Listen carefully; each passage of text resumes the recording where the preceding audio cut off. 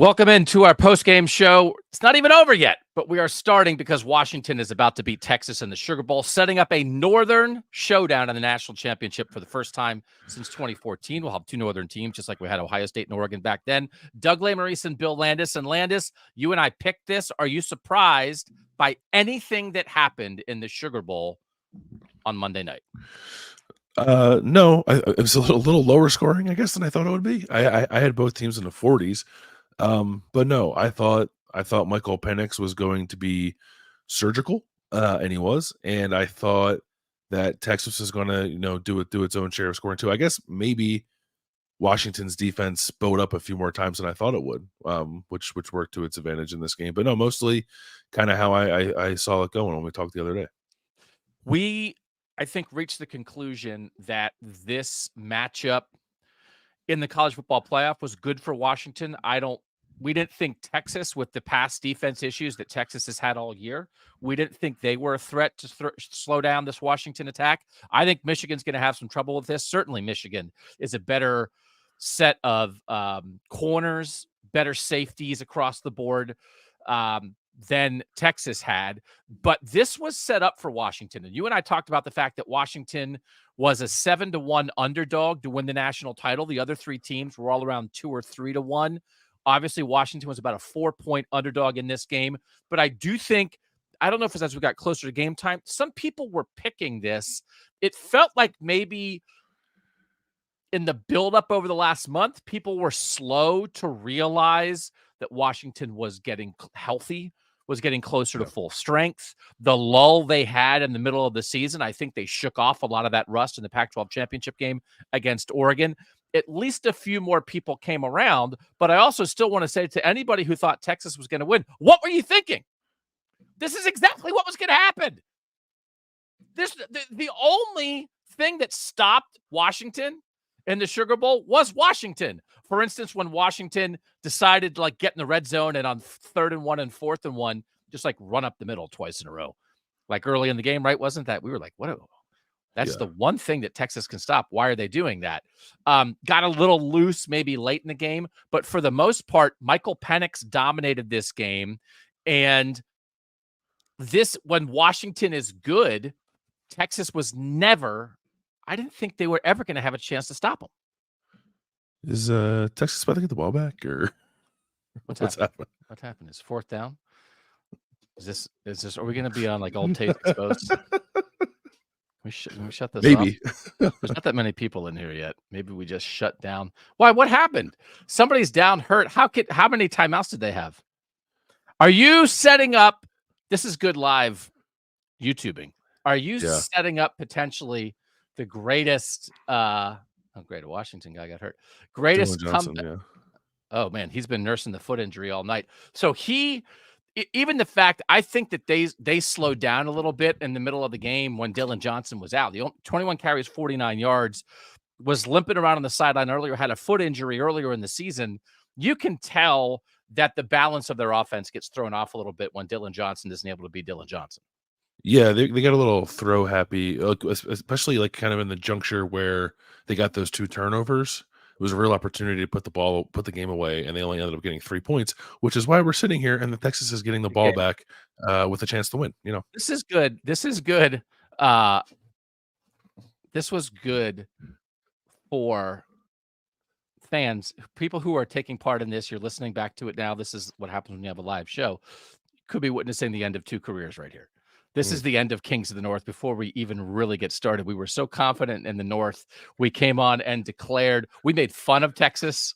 We declared anybody who picked Texas to win an idiot. We posted a final score, and now Washington is getting ready to punt. It's not even like it's not like they have 8 seconds left. But still, I thought Washington has been the better team. Let's just sell it. Even if Washington loses this, what a great night for the Huskies. I suppose. We have to talk. We can't just freeze and turn into let's see if Texas can storm back and win a historic game mode. They're punting. Yeah. So And we're actually going to get sued by ESPN if we do play-by-play too. So, but Washington has been the better team, but at the same time, the only reason that Texas has hung around is because of some mistakes that Washington has made. By the way, we have to have Northern punt catching practice at some point before we get to the national title game in a week, because Michigan had punt catching problems and it gave Alabama points, and Washington had punt catching problems and it gave Texas points. yeah, and Washington now is having problems covering punts and getting penalized and giving Texas better field position. I still feel very confident about this. You are very nervous about this. Yeah. Texas will miss the extra point, and then Washington will win in overtime, and we'll just stay We'll just stay alive in here. the show the whole time. Yeah, we have talked in the past about doing a live watch along, and this has turned into that. So this is exciting. Yeah. No, and I'm sure it's going to make Taylor DeBoer is jumping up and down. He's very upset. The normally unruffled Washington coach is freaking. No, it's fine. They're only at the 31-yard line. Quinn Ewers can do us a lot of favors by throwing a pick right here. That'd be great. Yeah, and yeah, Washington's fine. Braylon Trice is going to get like a strip sack here or something. But Washington, I did like at its best moments, Washington was its best version of itself tonight. Yeah. Right. I mean, like you saw the best that Washington had to offer. And when you're talking about a Michael Penix game where he's 29 of 38 for 430 yards, 29 of 38, and you can almost feel like you can almost count like the incompletions in your head because he was so precise. He had that one little stretch in the fourth quarter. Washington was so good in the third quarter, got off schedule a little bit in the fourth quarter. They tried a trick play that maybe wasn't the time or opportunity for that. But I will say, I do also think, I believe this in life, I believe it in football, that you have to take the good and the bad, because that's what makes Washington, that they are fearless, that they never stop the aerial assault, that they will pull out a trick play at a moment's notice. So the thing that allowed them to come back and be aggressive and beat Washington State in the Apple Cup is a little bit of the same thing that's allowing Texas to hang around right here, right? Because they aren't going to turtle. They're kind of going to be who they are, getting after you with their passing attack. And the result is they're on the cusp of making the national title game. So you take it. But there's some aspect of Washington that is still on display in a game in the final 40 seconds where Texas guy just caught a long pass. You're ahead of me, so I can see your reaction. We're ending our careers. I can't believe that this is the end of us right here as we speak. Is that Jabbar Muhammad? Deep shot, one-on-one. You wind up in a situation with a one-on-one deep shot like that. Yeah. Okay, so this is a watch along officially. Welcome everybody who's joining us live. Yeah, we're gonna be famous. Okay. Deep shot in the end zone. I'm so happy this happened. I don't even know what happened. I was I was checking my microphone. You said let's go live, and like not a single part of you was like, no, we should wait. Yeah. No, it felt like things were in hand. All right, let me go back and actually talk about what happened. So Texas drove down. So because they didn't get the onside kick, but then they forced Washington to punt. Yeah. Washington's last possession was 45 seconds, 0 yards, and they wound up punting back to Texas. And now Texas is literally throwing the ball into the end zone. Yeah. Washington ran for 2 yards, ran for 3 yards, ran for no yards, and punted. Yeah. That's a rough way for the aggressive Washington Huskies to. But they also, like, if you think back to the drive before that, on third down, they threw the ball instead of running the ball before they kicked that field goal. And it almost felt like late in the game when they were driving, they weren't like taking it down to the nubs on every single snap. You know, they were snapping not every single sometimes one. Yeah, with 8 seconds sometimes, and in a situation where they knew they were going to score and time was going to be of the essence. Texas 1-42 and trailing by 13 plus points. This is interesting. So people understand. I mean, you know, mistakes are made sometimes. You get a little eager. You get a North versus North showdown in the national title game. You want to embrace what is ahead of you, and you wind up in a situation where I guess we have to give. So, but this is we want to give credit to Texas for doing what you have to do to stay alive in a situation like this, where Texas does get a touchdown on a long drive, about a 4-minute drive, 72-yard drive, and then a field goal after a 68-yard drive, which puts them in this situation. This is going to be, you are 2 seconds ahead of me, so I'm going to know everything that could happen. That's inbounds. That's inbounds. Allegedly, yes. You think that's inbounds? 15 seconds left. So then I Yep. got to take 2 shots into the end zone. Yeah. Yeah, that's a good catch inbounds. I have a knot But in I my think stomach. like you I have were a you knot were in my making stomach. Why did I do this? you were making, I mean, what could prove to be very salient points here about Washington's Yeah. uber aggressiveness at times, and I think, you know, could come back to because that their last field goal drive, that made it 37, right, 37-31, Yeah. took 4 minutes and 43 seconds, and it probably should have took more like 6 minutes. Yeah. And also they would have forced Texas to burn one of the 2 timeouts that they used on their last possession when Washington couldn't run the clock out. So, like, yeah, that's what comes back to bite you sometimes. And, like, I guess I get it, like, wanting to put the ball in Michael Penix's hands to try to get a third down or try to convert a first down and just win the game. But I think you have to have a better understanding of situational football there if you're Kalen DeBoer, because now you've put yourself kind of on your heels, and Texas is, what, 15 yards away from winning this game. And they really were, they were like just a little loose, where they were acting like as long as they get that second score and get 2 scores up, as long as they got 2 scores up, like, they were fine.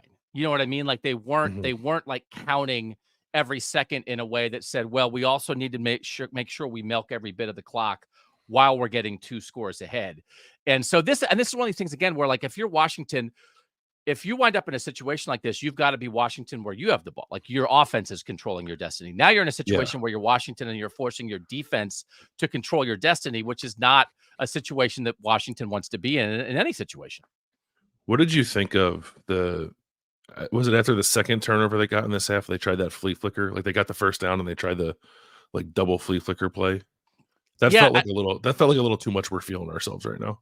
well, because it feels like, I mean, but I'm also at the point with Washington where whenever they're not just dropping Michael Penix back and letting him rip throws, I think it's the wrong thing. So I like Yeah. when they run the ball, I think, why do they even try to run the ball? When they run a trick play, I think, why do they have to run a trick play? Just do what you do. And so I did feel like there were times here with Washington where they weren't, we still have the score up. We have the score. Mike, should we take the score down at least? So when That's the people live come on score. here, We're just letting oh, people it's the know that's the live live score. score. It's Nowhere on correct there does for it say now. it does not say final Does not say anywhere final score. Does not say final score. on that screen. Yeah. So I just think, like, Washington is so good at what they do. Anytime they're not doing what they do, anytime they're not being who they are, I question that.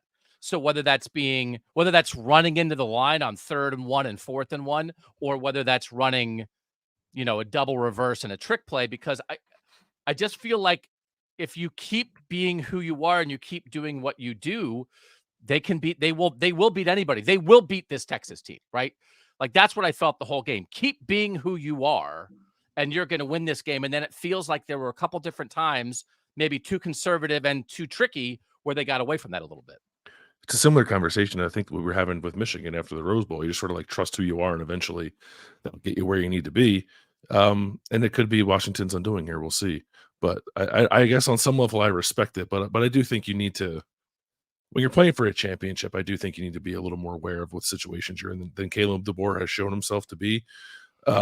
Like, that's a fine line, right? I don't think teams should get outside themselves, and if Washington fancies itself an uber aggressive program, then it should do that and ride it to the championship or kind of be damned. But you got to be a little smarter, I think, than Washington was with the ball here in the latter stage of this game. But I will say, I think this sometimes comes up with the things we talk about with Ohio State, where Ohio State is so confident in who they are. They don't bring maybe extra stuff to the table, right? And it felt like all year there have been multiple times where Washington has brought a little bit, what Michigan has brought a little bit extra to the table, and it feels like that's been the difference maker for Mhm. Washington and Michigan at times. We saw Michigan do it against Alabama. It almost got away from them, but it turned out to work, right? We've seen Washington do that enough. It's very hard. This feels like Washington, so I guess you have to live with this. So you're going to live with it. You're going to live with 3rd and 11 and with 5 seconds left and Texas taking a shot into the end zone, because this is who you are. And this is what got you into this position to begin with. You are Washington. And that might result in the most embarrassing moment of our careers, depending on what happens on this play. But again, it's not about us, it's about the Washington Huskies. Did they run? I think they're gonna get a second back on the clock. Quinn Ewers like rolled out. He got I don't know, maybe. He got tackled from behind, managed to throw the ball out of bounds, and there's a question of whether is there 1 second left or not. Yeah. And the officials are talking about it right now. Yeah. 1 second. 4th and goal with 1 second left to go to the national championship. Oh, good. So what a day. Goal, but yeah, and I have said, people have been remarking about the fact that, like, man, this is the second straight year where you got two competitive, exciting semifinals. And the difference is that the North is here to play. And I referenced the fact that I think there probably had been like 8 non-competitive semifinals in the history of the playoff, and it's because the North couldn't compete. And at the very least, the North competed and maybe even won 2 or at least won 1, as Texas takes a chance on the final play of the game. I cannot believe Washington sent that many people after Quinn Ewers on that play. That was insane. And they survived. But what are they? They're Washington. They're insane, and they survived. I could not believe they blitzed. And the Kings of the North survived. Well, the show goes on. This is not our final episode. Washington wins 37-31, just like we put up 16 minutes ago when we started this postgame show, thinking that it was over. Woo, mama. So this is Washington being Washington, but the whole point of this, Bill, is that when you think about, as I said, I think there have been 8 non-competitive semifinals. 7 have been the North teams not competing. That's 2 Notre Dame losses. That's Ohio State getting blown out by Clemson. That's a Washington loss. That's a Michigan State loss. That's Michigan and Cincinnati 2 years ago not really competing. And then there's a bad Oklahoma loss in there. We have complained. People have complained. People have been against the 12-team playoff at times because they've said, how can we go to a 12-team playoff when we can't even get – that's a great play. That's an incredible play. By that Washington. So you can wind up one-on-one in the corner of the end zone for the season. Wow. People have complained it's been an argument against the 12-team playoff. We can't even get 4 decent teams. And the reason that you couldn't is because the North couldn't compete. But the last 2 years, even Michigan while losing to TCU last year, Ohio State while losing to Georgia last year, absolutely competed. Now we have 2 tight Northern wins, as close as they could be. But the point is, as we said after the Alabama-Michigan game, we're saying it again, there's nothing here that Washington couldn't handle other than maybe Washington's own problems. But this is the evolution of college football. I think the portal clearly helps it. NIL helps it a little bit, right? I think there's just other things at play, but this consolidation of the sport, the North has caught up, Bill Landis, and they caught up just enough for Washington to hang on and win. Yeah, just enough for us to not totally embarrass ourselves. My God, it would have been great. It would have been great. Yeah, no, I think this feels like not the first step, I guess, because I think last year is worth including in your thought process as you entertain the idea of things getting a little tighter between the North and the South, a little more balanced throughout the sport. And even if you go look at signing, like some of the signing day stuff, like talent was more spread out. Like the Southern program still signed, most of the best classes, but talent was spread out. You see teams like Oregon, like really throwing their weight around. Ohio State obviously doing what Ohio State does. And then programs like Michigan and Washington, I don't know if they'll ever do that, but they have to continue to do what they've done the last couple of years, which is like be really just on point in the transfer portal. And then that'll be the key, I think, to their long-term success. But I also think there's reason to be optimistic that that's going to happen and confident that that's going to happen. So maybe there's different ways you have to go about it to maintain this balance, but that doesn't mean that it can't happen. And we're about to watch 2 Northern teams play for a national championship, which feels like, a pretty obviously big step in the right direction.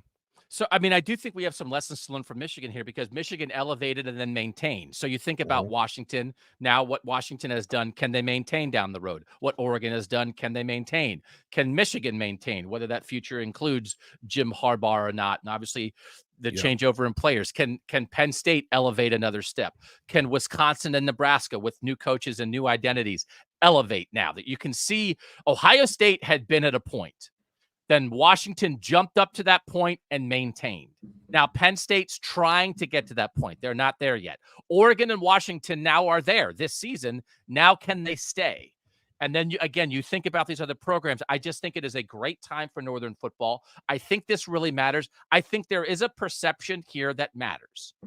And I think when high school players think about the sport, we are going to get a week of coverage, including here on Kings of the North. We're going to do at least, I think, 2 shows, maybe more, leading up to the national championship game between Washington and Michigan next week. We have been in such an SEC Southern-centric version of this sport. I think there's some idea for some people that if you really wanted to play college football at the highest level, you had to go to the SEC or at least stay in the South. Or you're kind of admitting that you're not going to be quite at the highest level. Now, Ohio State probably was an exception to that recruiting and on-field performance, but nobody else was. When you have a Michigan-Washington national championship and the 2 games that these teams just played, completely different styles, Washington chucking it all over the place, Michigan balanced and very in control on both sides of the ball. These are different but appealing ways to play, and they are championship-level ways to play.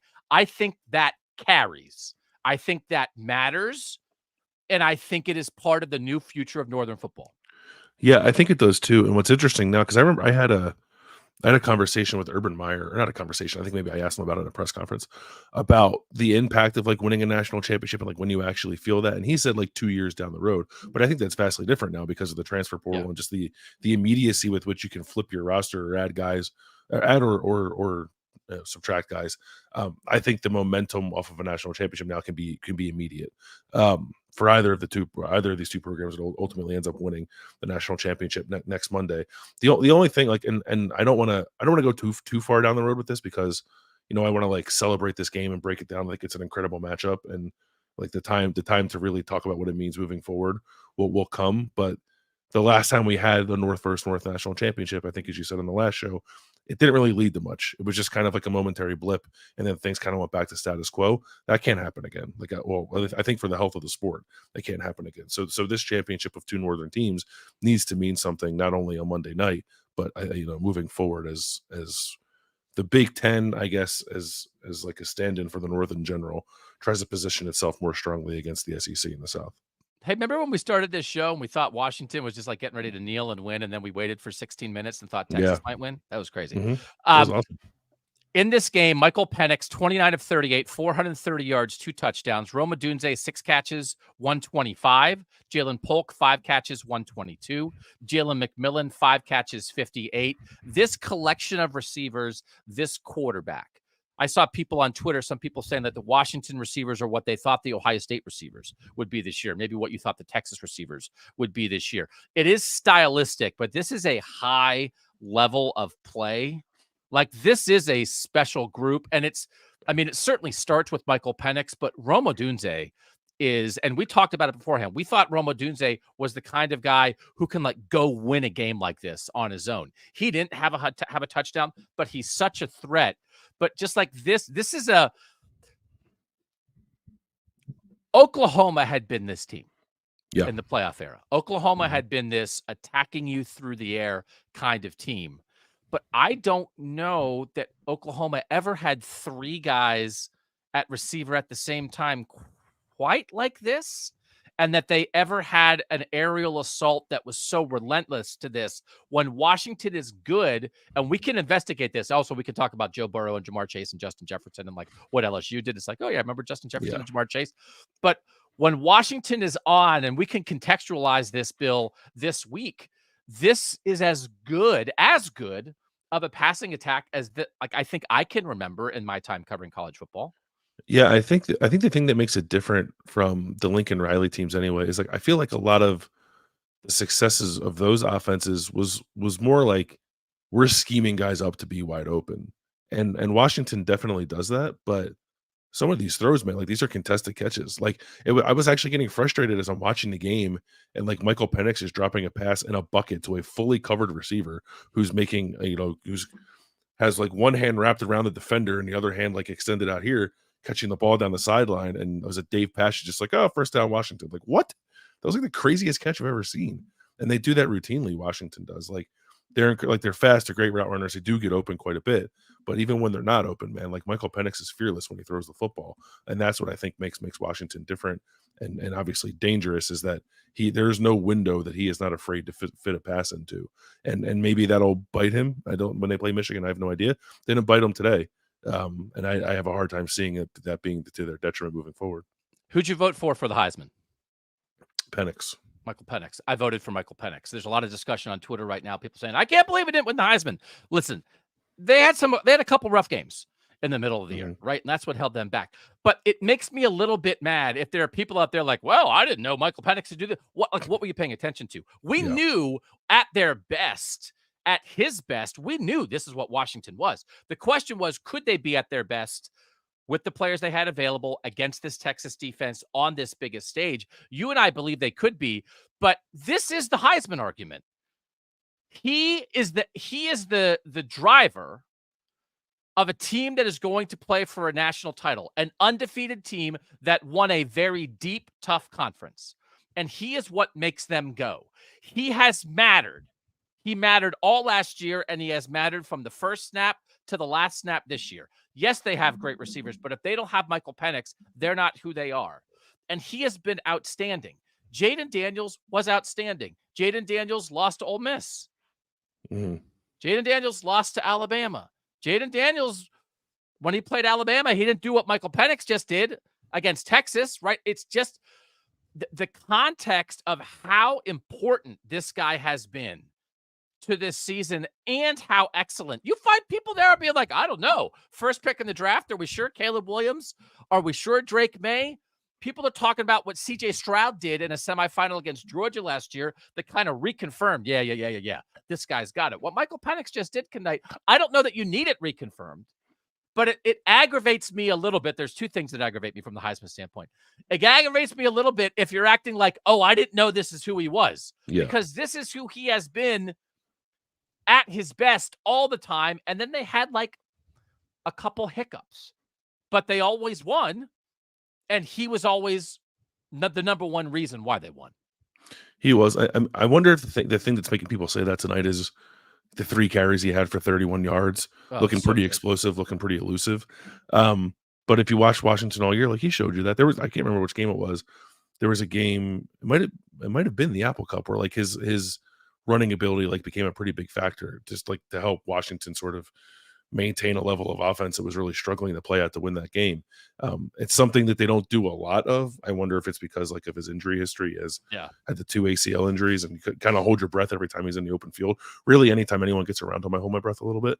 But he is a dual threat, which I guess people didn't bother to notice until tonight. But if you were surprised by anything you saw from Michael Penix, you just weren't paying close enough attention, which I think speaks to the fact that there are far too many Heisman voters who don't watch enough college football to make these kind of discerning decisions. But he was great tonight. He was what he needed to be, one, but he was like, he only threw 2 touchdowns, I guess, but like the peak version, I think, of Michael Penix, the guy we saw early on in the year, like in those first 5-6 games, where you're like, yeah, this guy's going to be one of the best players in the country. And he did plateau a little bit. I think part of that was due to injury. And now he's had a month to get healthy, and he showed you his true colors against Texas. And so the other part of the Heisman thing that makes me mad is like, wouldn't it be a travesty if this game counted in the Heisman vote? Oh my gosh, how terrible would that be for college football? How dare? The conference championship games we can count, but a 400-yard performance against an excellent defense on the biggest stage. How dare we? How dare we count that game? Which is why the Heisman should be voted on after the season. Michael Penix is one of our 5 finalists for the King of the North as the best player in Northern college football, because we name finalists based on the regular season, and then we pick the winner from those finalists based on the entire season, which, man, seems like a great way to do things. It's a novel idea. I like Michael Penix's chances of being the very first King of the North. Braylon Trice got after it, 2 sacks, 3 tackles for loss in this game. It's one of those things, again, where I feel like you knew Texas was going to have to throw enough, right? That in a situation like this, sometimes, like, I don't think when you have a great offense, you don't have to be a great defense every down, but you have to create havoc when it matters. And I thought Braylon Trice mattered enough, right, to make it difficult on Quinn Ewers at times. And then they have enough talent in the secondary to make some plays when it mattered. This, to me, again, is like the version of a successful Washington defense. Yeah, they gave up 31, and Texas is thrown in the end zone at the end of the game, but they also made some plays when needed.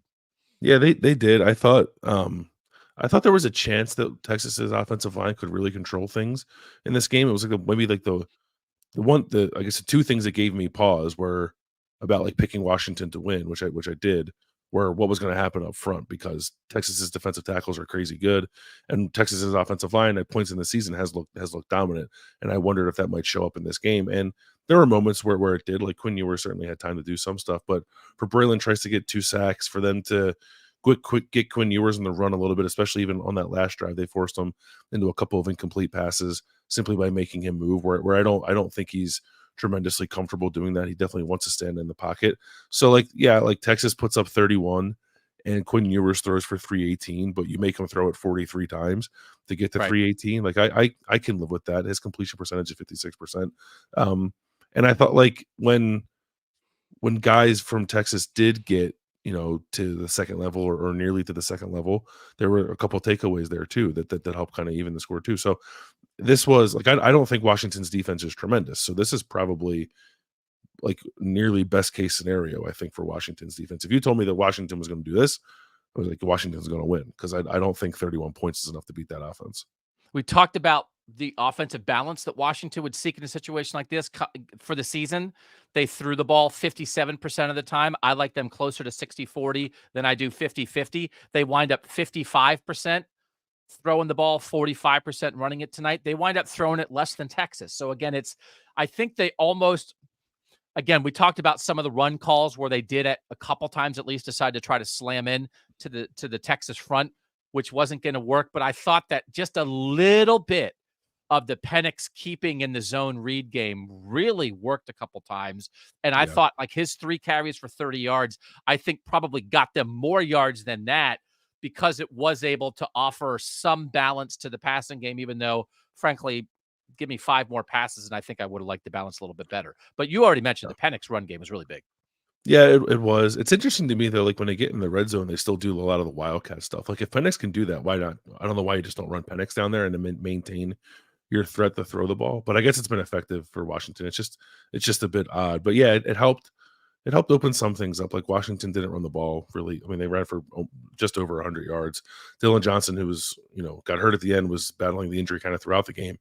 Didn't have a huge game. That's we're not going to preview the national title so much here, but that's like a huge thing for them moving forward, because they have to find a way to maintain that balance or some semblance of it, even if they don't have Dillon Johnson, and that'd be really difficult if they don't. But maybe that just puts more of a premium on Penix running the ball, like we saw from him tonight. And if somewhere in Kalen DeBoer's mind he was like not doing that so much during the regular season because he thought if they ever got to this point, it's something they would have to do, then I guess that's a plan that worked out for him.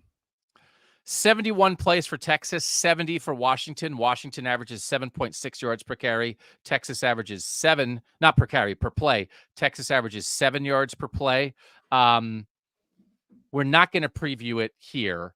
We're not going to dive into that because we will plan to do that multiple times this week. But I'm intrigued by this Washington-Michigan matchup. And are you aware that Washington and Michigan do play each other in the regular season next year as Big Ten foes? They are on the schedule. I was aware of that. Yes. Yeah. Yes. So that's pretty crazy. So this is about a best case scenario for the Big Ten that you could hope for. Again, when you were drawing this up, if you would have drawn this up, you would have maybe guessed at least a couple years ago that it's Ohio State, USC in this situation. Instead, it's Michigan, Washington. But again, I think that's better, because Ohio State shouldn't go away. USC should get things figured out. But these are two programs that were not consistently on this level that absolutely are on this level now with Washington and Michigan. I saw an early line of Michigan favored by 3.5. I still like Washington's chances in this game. To me, right now, thinking about it, it's a toss-up game. I wouldn't certainly look. I like Michigan's chances better to defend Washington. That we knew Texas was going to have some trouble on the back end with the secondary. But I also don't think some of the explosive things, right, that Washington did a pretty good job containing Xavier Worthy today. But Michigan's going to have to try to grind stuff out, and then Washington's going to hit them with big play stuff, and that could be a tough balance for Michigan. But I like the contrast in styles. I like this game, and I think it's appropriate. We had a national championship game 2 years ago in Indianapolis that was Georgia-Alabama. Yes. So it was an SEC matchup in Big Ten country. Now, in a world where Texas is going to the SEC, we're going to be in Texas, which I guess now is SEC country, with one current and one future Big Ten team in that matchup. I just think it is a game changer for the Big Ten Conference, and it's a game changer for the top half of the country who cares about college football. But people will show up, right? Like Michigan and Washington folks are going to make the trip to go to Houston. They're going to take over Houston. Yes, it's one of these things. This is like, it's tough, right? That like general college football fans, usually people get tired of the same old teams, but this will be, and this is not like some giant thing, but this will be the first national championship game in the playoff era that doesn't include Alabama, Clemson, Georgia, or Ohio State, which again is like, well, that's 4 teams, but still, like, you know what I'm saying? Yeah. And like before last year, I think you could have said this, like last year was the first national championship game that didn't include Bama, Clemson, or Ohio State, right? So we're getting in some new teams, but then here's the problem. The South only cares about the South. So I don't know if anybody from South Carolina to Louisiana to Mississippi to Alabama is going to watch this game or go to this game or care about this game.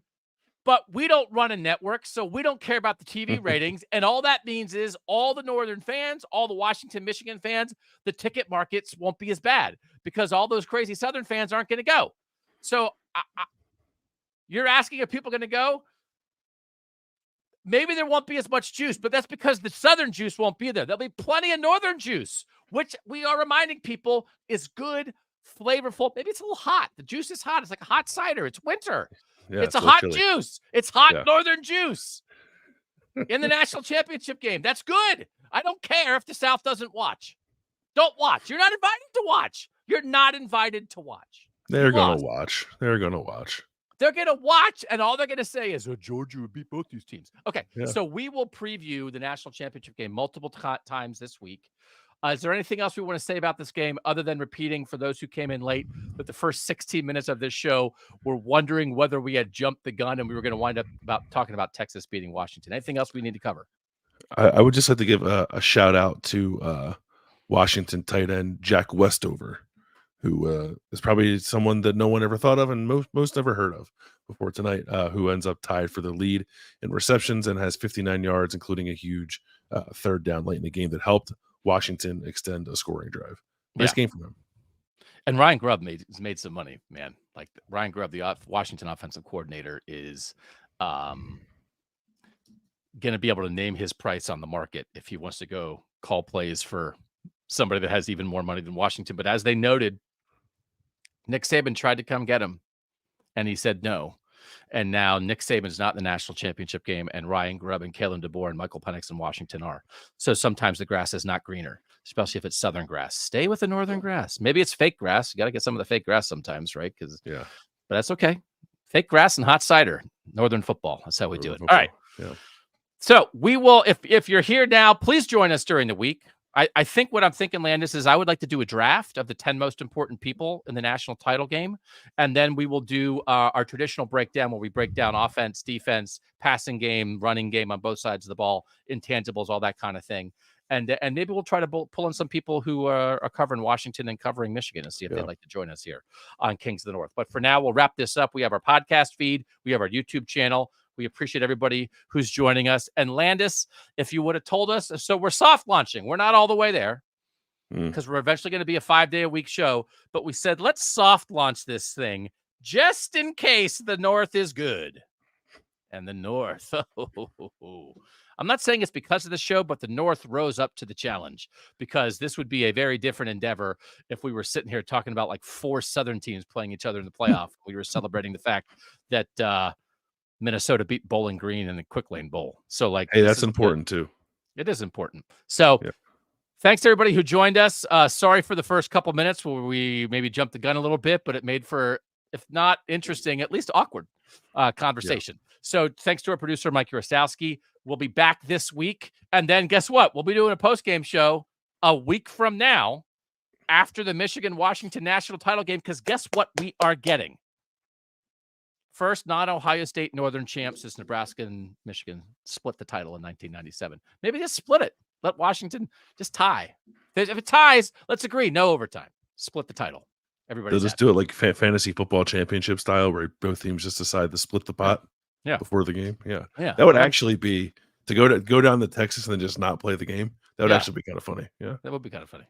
All right. Thanks to everybody. He's Bill Landis. I'm Doug Lesmerises, and that was the Sugar Bowl postgame show on Kings of the North.